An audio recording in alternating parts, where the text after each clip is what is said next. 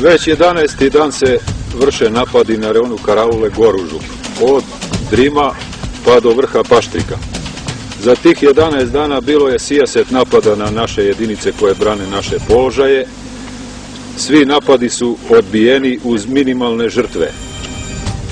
U inostranim medijima se lansiraju razne informacije da su svi moji borci izginuli na prvoj liniji. To jednostavno nije tačno i evo, svi ti moji borci se nalaze tu pored mene na prvoj liniji odbrane naše otadžbine. Martovska klasa vojnika je podnela veliki teret u odbrani otadžbine. I prošle godine desen protiv teroristi, sada od NATO agresije s teritorije Albanije. Vi imate svega 18 godina. Evo, koliko ste već u borbi? Evo, već je godinu dana bio sam u prizemnoj obuci, tako je, sad na Karaulu Goružu. Kako se zovete? Mojašić Momčilo iz Podgorice. Podgoričani? Jes. Dobro, sa 18 godina kad dođete ovako u prve linije, da se zaista vode žestoke bitke, kako se osjeća čovjek? Sve se podnosimo. Nije ni lako, nije ni teško baš puno. No, mi Crnogorci nijesmo nikad bili izdici, niti ćemo da budemo. Da smo uvijek bili zajedno. A recite mi, agresor stalno iz aviona baca nekakve letke u kojima poziva na dezerterstvo naše borce. Navodno pričaju o nekakvoj cifri od čak 13.000 dezertera. Ima li ovdje dezertera? Bača, evo, te letke imamo baš malo. Evo, sad ću to vam pokažem, to svaki dan skoro bača. I kako vi gledate na to?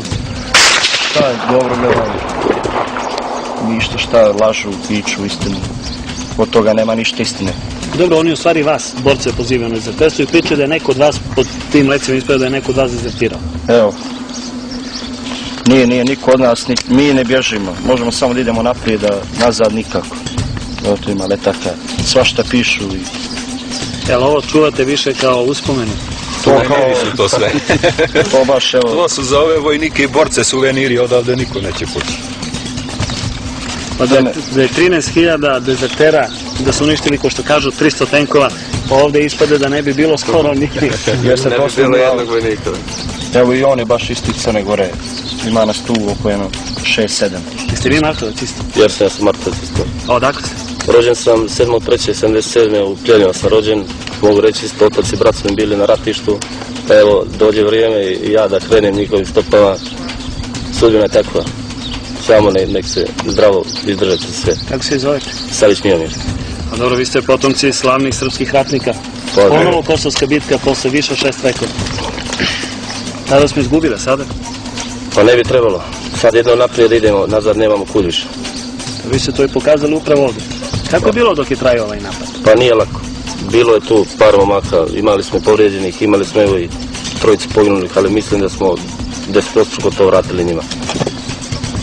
Kako se osjećaju mladi ljudi sada u rovovima, naročito kad padne noć? Dugo ste već ovdje? Pa mlađa klasa s početka je, bilo je treme ko svakoga, to se podrazumijeva. Mlađa klasa je malo s početka trebala da, dok to malo shvati kako ide neprikriveno kretanje, sve ostalo, otvorene vatre i sve. A međutim sad je sve u svojim rukama, kontrolišemo situaciju, problema nema. Stalno nas nadleću avioni? Stalno nas nadleću, gađa nas njihova artiljerija. Pješadija, pokušavaju kombinovane napade, pješadijski, artilerijski, ali uglavnom sve odbijeno. Ne uspevaju? Nisu uspjeli do sada. Na ovom horizontu gore vidi se onaj bunker, ono 4. to je bunker. Odmah s njegove lijeve strane postavljaju besprižani topovi, dejstvuje svakog časa i može čak i ovog trena. I desno ima više cijevi i minobacača i topova koji nas gađaju non stop.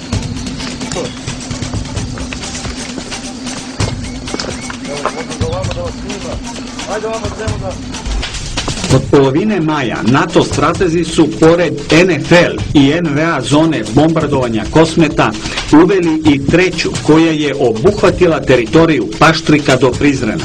Ta zona, koju su u NATO nazvali Svinjski brlog, formirana je u pripremi za operaciju Strela.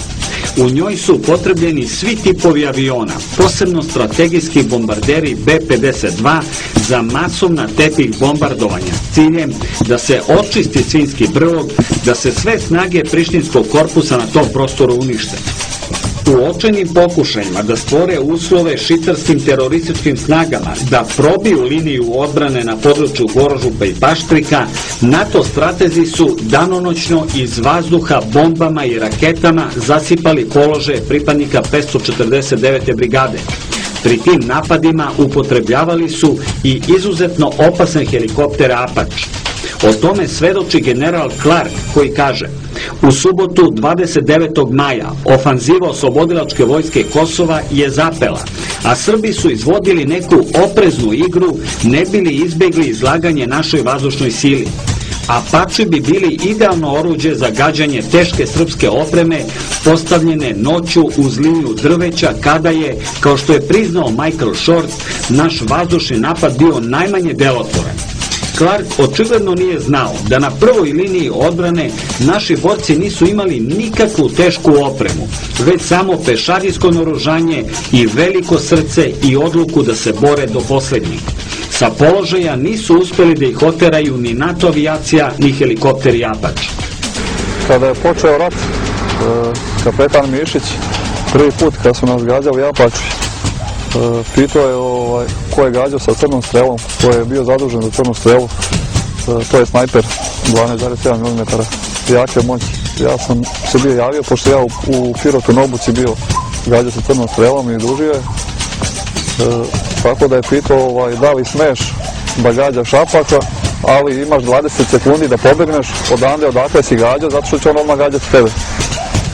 I tako da sam se javio da gađam, iskopali smo rupu jednu, na jedno 20 metara od mesta odakle ću ja da ležim sa crnom strelom, a Apache bi došao da gađa karaulu i rove da su naši drugovi tamo. I jednu noć se, odmah na početku rata, možda nedelju dana, se spustio da gađa dole i taman se namesti, a drugi su se Apache vrteli oko njega da ga čuvaju. On stane na 20 metara i stoji u mestu i kad samo se pomera levo desno i gađa gde šta stigne.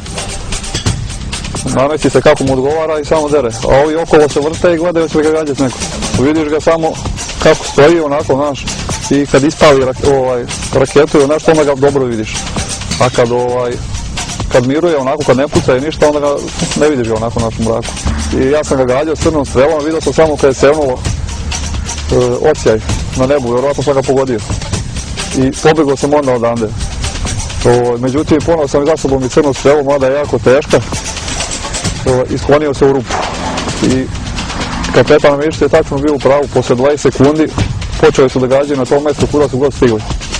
Ali uspio sam da obavim svoj cilj da ostranim pažnju sa karaule. U nemoći da probije našu liniju odbrane, agresor je 29. maja ujutru prvi put upotrebio strategijsku avijaciju na severnom delu sela Planeja. Dva strategijska bombardera B-52 su izručila nekoliko desetina tona ubojnih sredstava na područje 300 sa 300 metara. Naše snage su međutim već bile izmeštene odatle, pa nije bilo gubitaka. Prilikom bombardovanja strategijski bombarderi su doletali iz Velike Britanije preko Italije, Jadranskog mora i Albanije i ulazili u naš vazdušni prostor na ušću reke Bojane, a svoj smrtonosni teret izručivali u trećoj zoni Paštrik sa visine od 12.000 do 13.000 metara. Strategijski bombarderi, od kojih svaki može da ponese 30 tona raznih ubojnih sredstava, su uvek bili pod zaštitom drugih aviona. Svakodnevno su vršili tepih bombardovanja sa bombama MK-82, a povremeno i sa fugasnim M117. 31. maja, oko 6 časova i 30 minuta, počeo je najžešći kopneni napad iz Albanije, koji je odlučio o ishodu operacije Strela. Napad je neprekidno trajao 7 sati u talasima, a od 10 časova u napad se uključila avijacija NATO.